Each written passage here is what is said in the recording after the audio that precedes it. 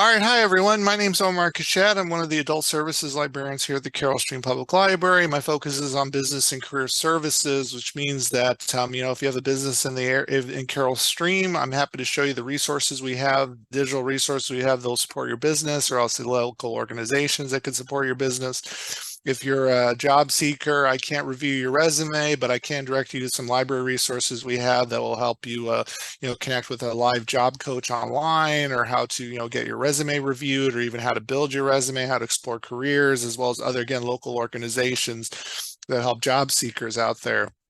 But that's sort of what some of my responsibilities are, including this Grow with Google series.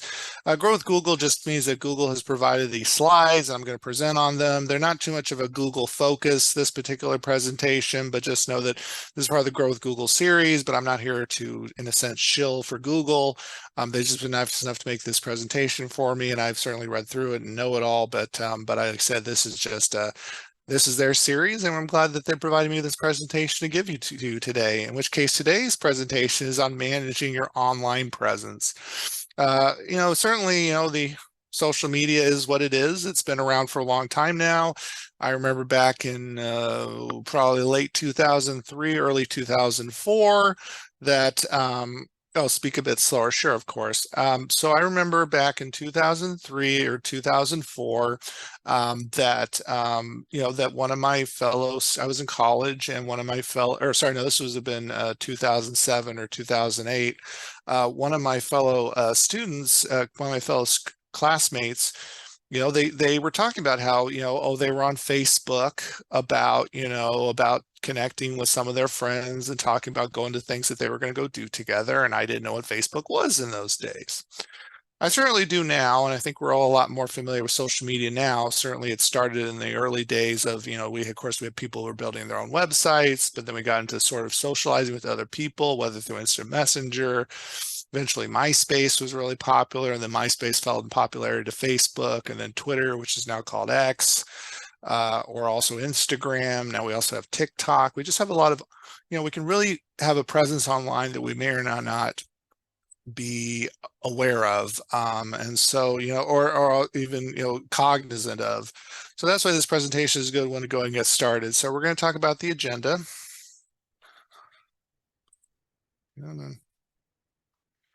So today's agenda is we're going to talk a little bit about social media. We're going to talk about the types of social media sites that are out there.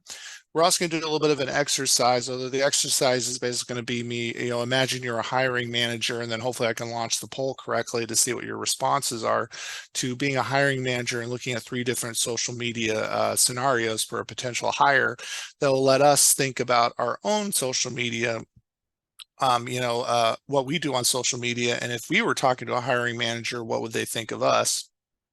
We'll also talk a little bit about some social media best practices and making social media work for you in the job market, not just, making social media work for you by making you go viral or something. No, none of that. Just, how can you use social media to, connect with other people and, try and find employment? Because a lot of, again, I'm not a job coach, but everything that I've heard online is, a lot of this stuff is about, connecting with people. It's all about referrals, networking. Those are the ways to really find jobs out there, but not just to find jobs, but also to just learn more about job fields or positions or careers or companies you may be interested in. So let's talk a little bit about your online presence. And by your, I mean you and me, not just you. So as we probably may know, social media is regarded as the new town square. It's a place where we can all gather together to voice our opinions. Sometimes we've seen positive examples of things online that people have done. We've also seen negative things that people have done online. I'm not going to say social media is bad, far from it. It's done a lot of good, but at the same time, as with all things, like with the town square, people can be nice, they can be rude, they can be mean, or they can be pleasant. It's just a little bit of everything. But of course, there are types of social media sites. It's not just, the town square. The town square has its different divisions, if you will. So one type of social media site is our professional networking sites. These are ways to find a new job or build your career. It's a way also about learning about jobs and companies. You can also research companies, you can read and post articles, you can connect with people. Some examples of this is, of course, the premier one that we're probably aware of is LinkedIn, but there's more than just out there, but LinkedIn is the #1 social networking site for professionals. I have a professional LinkedIn profile. I also use it to update the library. The library has its own LinkedIn page where we'll post like job tips and things like that and connect them with library resources. But you can also learn about jobs and companies. Companies will post on LinkedIn about openings they may have, but also you can connect and learn who is connected to this company, who works at this company, and you can try and connect with them possibly through social media. Um, well, I'll try, or I'll tell you what, we can also try this. Let me see here. I forgot to turn this on. One moment here. If I can remember how. Sorry, everyone, if you're watching this live, I'm just going to try and turn on the, if I can, the oh, there it is, closed captions. So,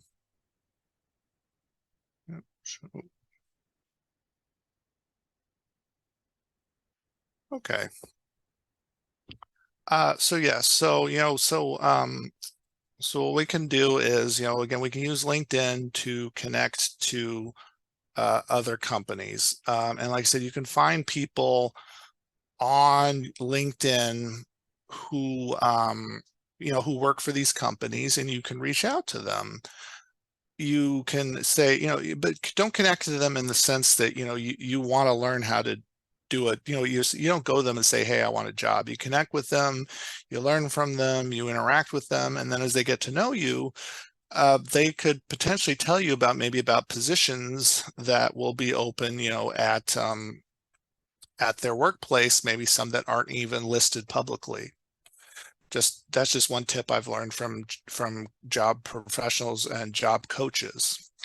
Additionally, you can, of course, read and post articles about stuff that you've learned on the workplace. I've posted some stuff to the library's LinkedIn page about artificial intelligence or AI, and other things I found, again, that will connect to library resources, again, to try and help out those who are in the job market who connect with the library's LinkedIn page. And as I said below, as I just explained, you can also connect with people. In addition to professional networking sites, there are also photo and video sharing sites. You can share for example, we're talking about Instagram. There used to be Snapchat used to be around. I don't think Snapchat is anywhere near as popular as it was. I think it's largely gone defunct. But it's just a way of sharing photos with friends or the public. And sometimes it can be used for career building if your work can be shown visually. For example, there's a couple websites out there. One of them is called, I believe, DeviantArt is one, but there are also people who post stuff to maybe Tumblr or other sites where, these are artists.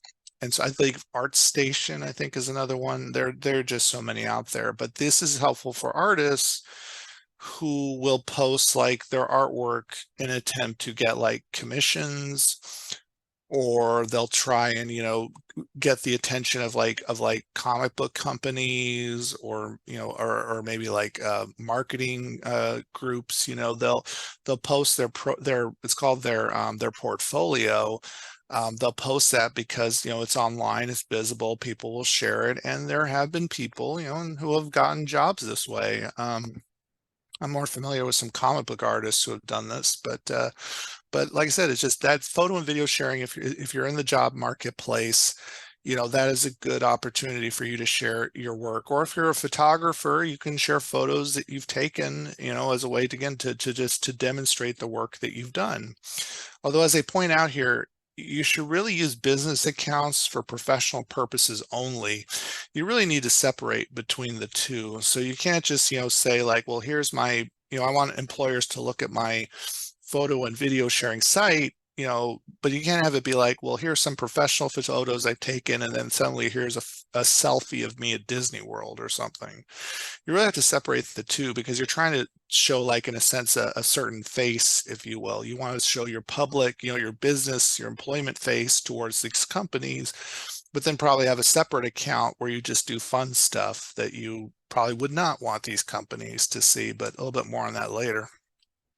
There's also microblogging websites. Certainly Twitter, or as it's known, X, is the most popular one at the moment, although although the competitors are starting to pop up. I know Facebook is creating one called Threads. I know there was another one whose name I can't remember, but basically microblogging is where you can share your thoughts with others. And by microblogging, that means it's in short form. You can't write like a whole novel. You have to write something within a certain amount of characters. And I remember an interesting quote from Richard Branson, the CEO of Virgin, who said that, if someone came to him with a business idea, he said, like a Twitter post, if they can't tell you that idea, and I think at the time it was like 150 characters or less, then they really haven't thought out the idea all that well. They haven't condensed it down to its simplest form, or its most, or its most, most bang for your buck form, as it were. And that's a thought that's always stood with me, even after having heard this over 10 years ago, about, thinking about, as you're reaching out to places, if you're reaching out to somebody, because you're interested in working somewhere and you want to learn more about them, you really need to condense it and keep things short, because, time is precious. We all have a million other things we have to do. We can't write a whole novel as we're trying to, in a sense, connect with somebody. Which, but with microblogging, it can be good for writers and other content creators. Going back to Twitter, artists will post their artwork on Twitter, and they'll get, from what I've seen, they'll get good traction on that, as they get to be more known and more notable. Now, of course, we've also seen on these microblogging sites that, people are subject to arguments and bullying behavior. I can't count the number of times that I've seen I'm a big fan of Star Wars, and there have been multiple Star Wars, actors who have been bullied off of social media for one reason or the other, because fans, I guess, just can't be pleased. I'm saying that from my personal standpoint. That's not a library position, but it's just something to be aware of too. We can go viral for right or wrong reasons, and sometimes we'll post something totally innocuous, something totally innocent, and someone either with an axe to grind, or someone who just takes it the wrong way, will just post something incredibly negative, and it's very easy for negativity to sort of spiral online. But that doesn't mean that these social media sites aren't worth it. Again, they're just a good way to connect with people, especially in the job market, and to try and promote ourselves and promote our works. Of course, we've got social networking sites. That's basically everything we've described before, but just talking about how, it's a good way to stay in touch with people, especially if you're trying to stay in touch with people who are in your profession or one you're thinking about going into. I've connected with people this way. I've taken classes online, and I've connected with my professor. And it's good to see what they post. And again, try and post, if they post something, maybe post a comment or something. I had someone I knew when I did an internship at the University of Chicago is now the dean of academic libraries in Texas somewhere. And I sent them a congratulations message and said, hey, I heard about your new position. Congratulations. I'm happy for you. Thank you again for the internship that we had. And the person wrote back and was appreciative. And that's really what it is with this social networking, especially if you're looking for work. Granted, I'm not looking to move to Texas and get a job, but it's generally considered not to be good form to just say to somebody, hey, I saw you got promoted, give me a job. That's that would turn people off. It would turn me off. It'd probably turn you off too if you were on the receiving end of that sort of thing. And as it says here, use business accounts for professional purposes only. That's how my LinkedIn account is. I post stuff to LinkedIn that's very professional that I wouldn't necessarily post to Facebook. Facebook is more for fun, but you could potentially have a professional Facebook page. It's possible on Facebook to have like a business page that's linked to your profile, in which case you could have like, your professional posts through a Facebook quote unquote business page and things like that. That's just a possibility. So here's the exercise that I talked about earlier, if I'm able to launch this poll correctly. So the exercise is that you're a hiring manager. And basically you've got 3 candidates, for a position. And you've got 3 different profiles here that we're going to look at. The first one is person A. Person A, here's their social media profiles, so to speak. They're public professional networking and social networking.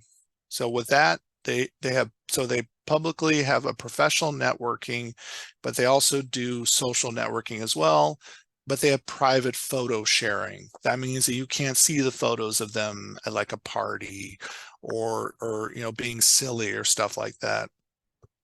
They'll also post about new sales techniques and retail industry. This person also posts about causes that she cares about. We also have person B.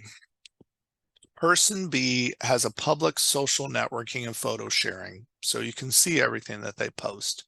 In this case, as you're looking at their profile, because this stuff is not private, you can see that their social media features posts about a tough breakup. The photo sharing also has photos at a party. And then we have person C. Person C has public profiles on microblogging, so say like Twitter and things like that, and social networking sites. This person has intense debates about current events, but they also post funny cat memes. Think about those 3 profiles for a moment, and again, I'll just cycle back to the first one so you can read it again. Think about these 3 profiles and say, and again, I will say this, there's no right or wrong answer to this. I'm not going to tell you one of these answers is wrong because one of them isn't wrong. You're a hiring manager. This is largely a subjective opinion. But if you looked up their social media, because hiring managers will look you up on social media, one thing that I've heard they'll say is they'll see if you have a LinkedIn account or not, especially if you're hiring for like a higher up professional position. If they'll look at your social media profile, what will they learn about you and what will they think about you? So again, this is person A. This is person B. And finally, this is person C. So if you want to, if I can launch this poll correctly, we're not going to really discuss, but if I can launch this poll correctly, I'm curious what you think about who you would hire. You can put more than one answer if you want, but I'm going to launch the poll and hopefully you'll get a poll will show up and say, who would you hire? Person A, person B, or person C? And again, let me just reread what their profiles were. And this question is anonymous. Don't worry, this is not going to be traced back to you or anything like that. So again, person A has a public professional networking and social networking with private photo sharing, posts about sales techniques in the retail industry, and they post about causes that she cares about. Person B is public social networking and photo sharing, so their stuff is publicly visible. They post social media, their latest social media is about a tough breakup, and their photo sharing has photos of them at a party. And then person C has public profiles on microblogging and social networking sites, so they're pretty well versed in social media. They do have intense debates about current events. What their positions are, we don't know. And then they also post funny cat memes. Okay, well, that's fine. I've given you a few moments to respond, and we'll just go ahead and end the poll. And you know what, I'll go ahead and share the results, in which case it looks like we both had we both had the same opinion amongst our 2 answers, amongst our 2 attendees. They would hire person A. And that's, certainly not a bad thing to do. Let me see here what the, chat is. Yep, Claire says she would hire person A. And that's certainly true. I mean, to share a reverse scenario, which we're going to talk about in just a moment, is even if you're hired by this organization, whoever it may be, you still have to watch what you post on social media. We're going to get there in just a second, but because just share an example of someone who had already been hired. This was a story, a local story actually, at Brookfield Zoo. And this made the news, so this is not me with any insider knowledge. There was a woman who was working the concession stand, and she posted on social media about how she thought all of her customers were idiots at Brookfield Zoo. She said where she actually worked. Brookfield Zoo found out about this person and they fired them. So, again, it's just, it's good to have a professional networking site. That doesn't mean that or professional networking persona. That again doesn't mean that we can't, have our funny photos of, going to parties and stuff like that. We just have to ensure that the stuff that's out there that anyone can see is not something that a hiring manager would come across. And on the good news, though, especially for Illinois, is that if your posts are all private, if you're going in for a job interview, whoever your interviewee is, they cannot require or to ask you in any way, shape, or form what are your social media profile names and your passwords, so they can log into your social media profiles as part of the interview process. There's an Illinois law, which I don't remember what it is, which explicitly bans hiring managers from demanding social media logins for hirees. So just something to be aware of. Okay, so continue on. So yeah, I would agree. I do like person A the most, though. So that leads us to what are some social media best practices? Well, the thing though is you should really think and pause before you post. The thing I found with social media is, we have our outside voice and we have our inside voice. Our outside voice is stuff we say to people who we'll see around us or on the street or whatever, or wherever in public. We also have our inner voice. Our inner voice is stuff that we think about, which we wouldn't share with other people. We all have it. I have it. Everyone has it. And occasionally we'll have negative thoughts, and that's fine. Sometimes we'll have negative thoughts, but I found on social media that it really amplifies the inner voice. You'll say stuff on social media that maybe you wouldn't say in person to somebody else. And that's why you really need to pause before you post. You need to ask yourself, would I be comfortable seeing this on the front page of a newspaper? Or not a newspaper, what about Yahoo? Would you want to see yourself on Yahoo News about, about something you did and something like that woman from Brookfield Zoo who got fired? Would you want, because that's how I found about her, through Yahoo News. A hiring manager could look her up, her name, and that would come across. And how would they think if they looked up somebody who they found out had been fired for speaking negatively about customers on social media? That doesn't mean you can't have negative thoughts about customers. By all means, I'm not saying you shouldn't have those thoughts. I'm not telling you not to, but you really shouldn't be voicing that out loud if you do. Because as I said, how would I feel if somebody saw this, like my boss or my family or my friends? I mean, another example was somebody at an internship.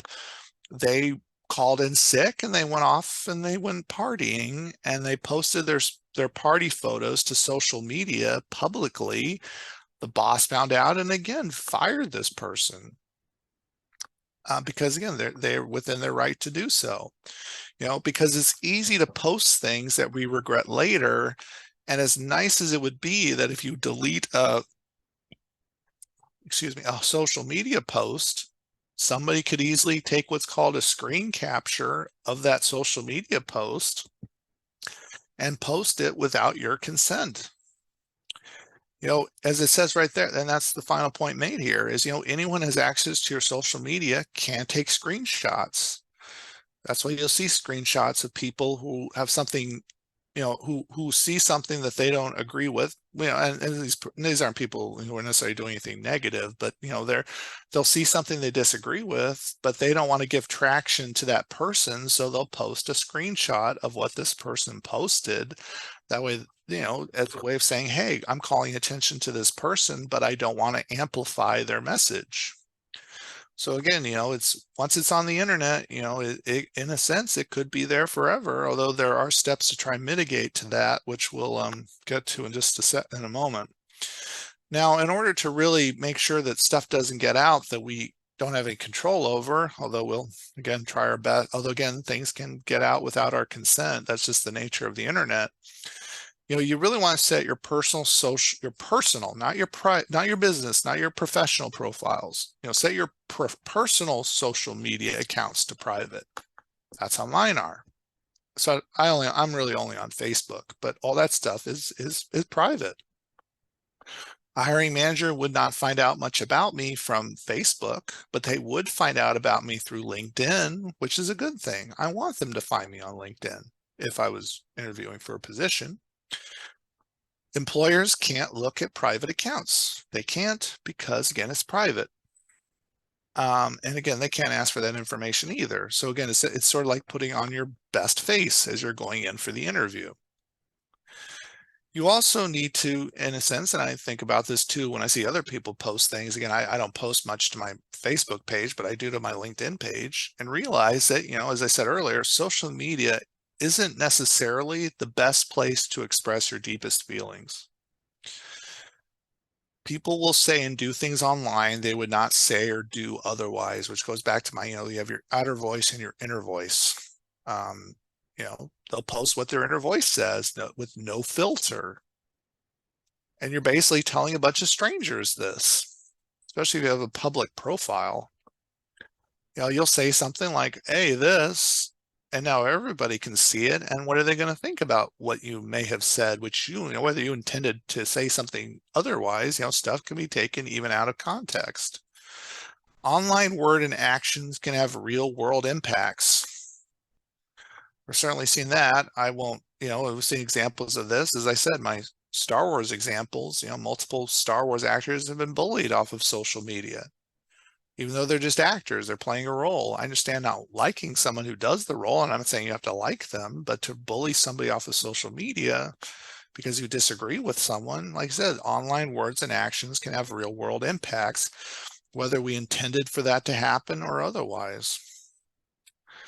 And then, of course, as I've said a couple times about going viral, viral is a post that gets reposted until thousands or millions of people see it. A viral good deed can positively impact your career. On the other hand, an offensive viral post can have consequences. I've said a couple examples of consequences, but there's also positive ones as well. I'm trying to think of some examples off the top of my head. But you hear about feel-good stories. I mean, here's one that, again, going back to Star Wars. There was a woman who, she bought this mask of this Star Wars alien, and she videos herself, having, fun with it. She was having a good laugh out of it. And it went viral for the right reasons. And she was able to, Star Wars reached out to her. They gave her some free stuff. She was able to, I think, throw out like a pitch at a baseball game and stuff like that. She had her 15 minutes of fame. But, it was a positive thing. But if you post something about you've done that can positively impact your career, I mean, speaking from librarianship, I mean, librarians will post stuff about how they've helped people, whether finding, with the job search process, or, someone who came in and needed a library card, or someone who needed, advice on where to, and not advice, but, looking for places to go, things like that. It can be good for your career if you go viral for the right reasons.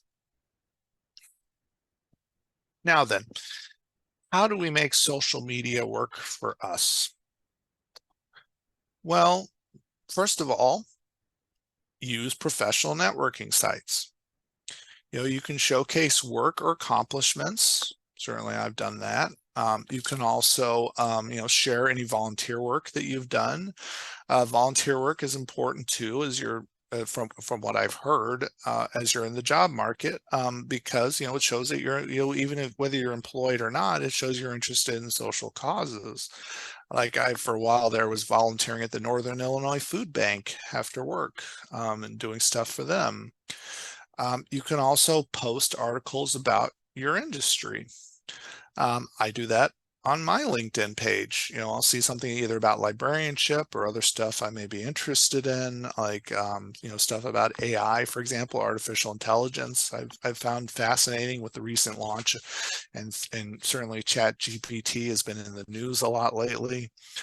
You can also engage in discussions. And this is a good thing, especially if you're in discussions with other professionals, because again, they'll know you, or they'll get to know you, and they'll think about you later. You can, because imagine you were interacting with like a hiring manager, let's say at some company, and you know you had some good conversations, and then eventually you had like an interview with them. You know, if you've had positive interactions with them on social media, that's something you can, they'll know you, so to speak, and I'm not saying they will be, but they might be more inclined to hear your, to you know, go through the interview process, and maybe they might be more inclined to hire you. Again, maybe. It's, again, I'm not a hiring manager, but you know, they, as they know you, you know, they'll get to know you, and that's not necessarily a bad thing. Now, what if you run your own business though? So if you run your own business, you can build a social media profile for your business. And this is also true if you're like a freelancer or something like that. You know, their advice is, you know, start with just one platform, whatever that may be, whether it's Facebook, Twitter, Instagram, TikTok.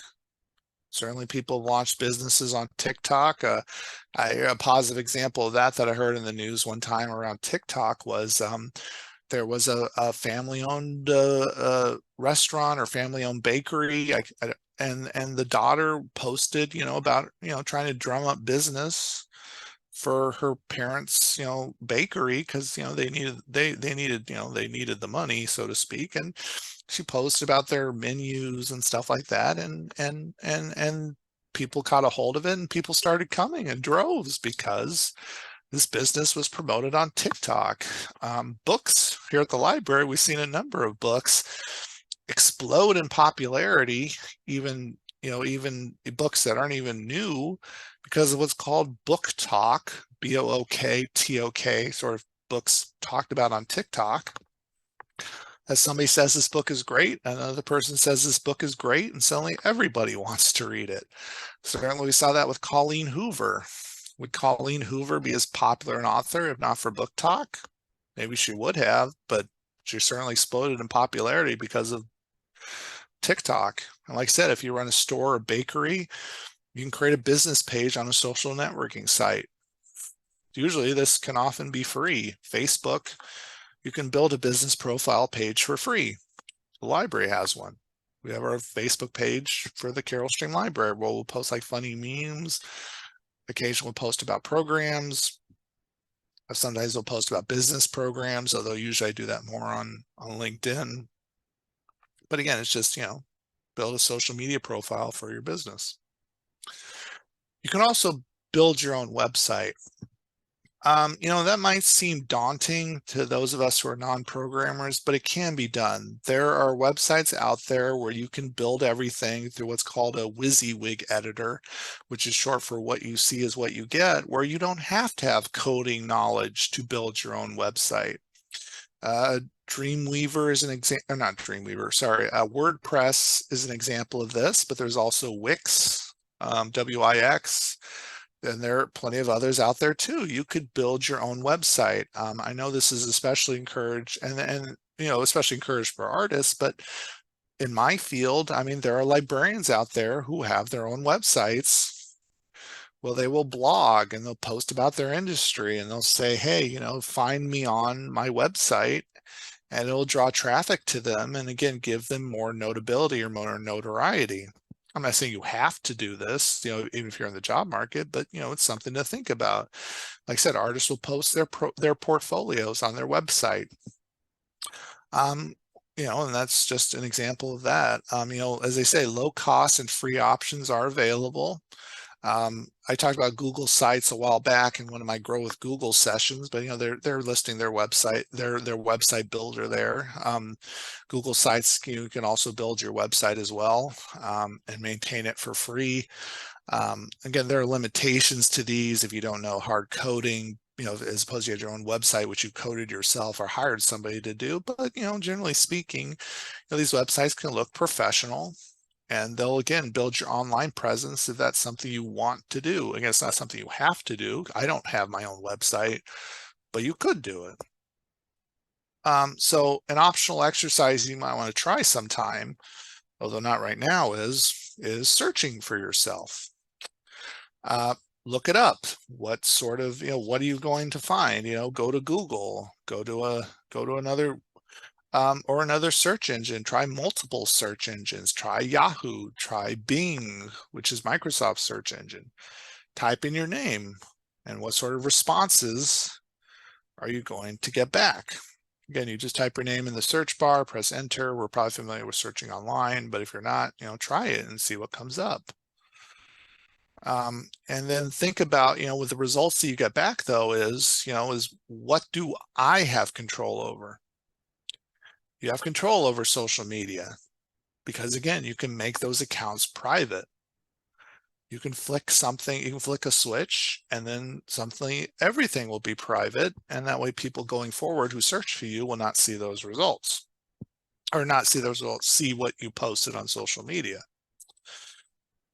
On the other hand, there are things that you don't have control over, although things are slowly starting to change in this regard. I know that Europe is really big on the right to be forgotten.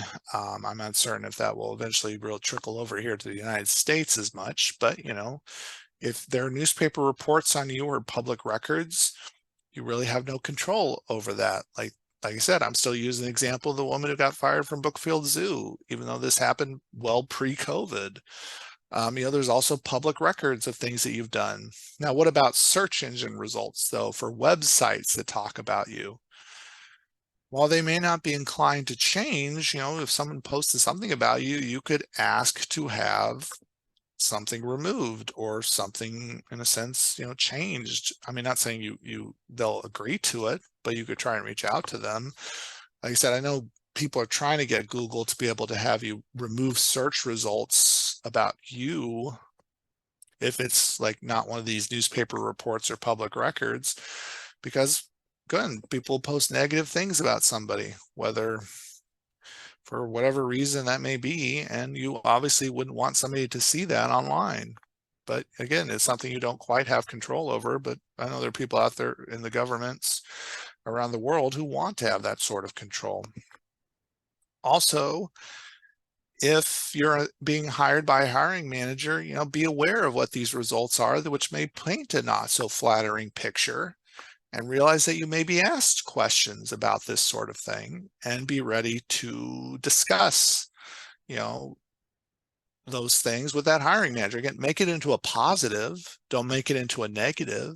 Maybe somebody posted negative about you, just saying, yes, I'm just, again, I'm not a hiring manager, but, just post, say, yes, this happened, but, here's what I learned from it, or here's how I've improved, or maybe even say, well, that's not what happened. What actually happened was, but don't be negative about a negative article about you that probably wouldn't, probably wouldn't look too good to be negative in front of a hiring manager, no matter what it is. So to recap, and since we have a little bit of extra time, I'll stop my share, and then we'll show you some resources on the library's website for job seekers. We talked a little bit about social media, how it's the new town square. We talked about the types of social media sites, like professional networking. There's also like personal networking sites, Instagram. There's also video and photo sharing sites, things like that. We went through our exercise and imagine your hiring manager. Good for us to know if maybe we will be hiring somebody, but also good for us to think of if someone's thinking about hiring us. There's also social media best practices. Again, think about what you post. How would somebody feel if they saw this? Like, especially if I never post anything negative online, but what if I did? What if somebody saw that? What would happen? Because even if I didn't want them to see it, that's not stopping somebody else who can see it from sharing it with that person. But then there's also best practices for making social media work for you, about posting about things that you feel passionately about, and maybe, for that example of the person who posts their photo sharing, maybe they'll post and say, hey, you know what, I have a, like maybe a certain breed of dog, for example. And maybe the hiring manager sees that and they also have the same breed of dog. So that's an example of a non-social, non-private post that maybe could work in your favor. But in general though, try and lock down your social media, especially the personal ones. The professional ones you want people to see, and so on and so forth. So that's, again, making that things work for you. And that was a thank you. This is the end of the Go with Google presentation, but since we have a few minutes, I won't go till 8:30. I'll probably go to maybe about 8.